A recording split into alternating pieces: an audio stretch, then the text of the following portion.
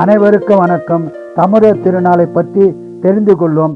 தமிழர் திருநாளானது 4 நாட்கள் சிறப்பாக கொண்டாடப்படும் திருவிழாகும். 14/1/26 புதன்கிழமை போகி பண்டிகை கொண்டாடப்படும். இந்நாளில் பழையன கைதலும் புதியன புகுதலும் என்பது மரபாகும். 15/1/26 வேலைக்கிழமை தைப்பொங்கல் மகர சங்கராந்தி என போற்றப்படும் திருநாளாகும். சூரிய பகவான் மகர ராசியில் பிரவேசம் செய்வதே தைப்பொங்கல் ஆகும். விவசாயத்தில் விளைந்த அனைத்து பொருட்களும் வைத்து சக்கரை பொங்கல் செய்து சூரிய பகவானுக்கு நன்றி செலுத்தும் நாளே தைப்பொங்கல் ஆகும். 16/1/26 வெள்ளிக்கிழமை விவசாயத்திற்கு உதவி புரியும் மாடுகளுக்கு மரியாதை செலுத்தும் விதமாக மாட்டுப் பொங்கல் கொண்டாடப்படுகிறது.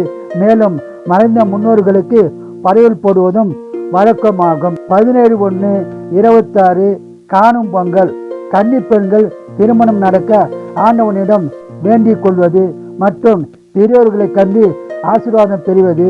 பெரியோர்கள், குருமார்கள் மற்றும் அம்மா, அப்பா, தாத்தா, பாட்டி, அத்தை என அனைத்து உறவுகளுடன் மகிழ்வது, கண்டு கழிப்பது காணும் பொங்கல் ஆகும். உங்கள் அனைவருக்கும் இனிய பொங்கல் நல்வாழ்த்துக்கள்.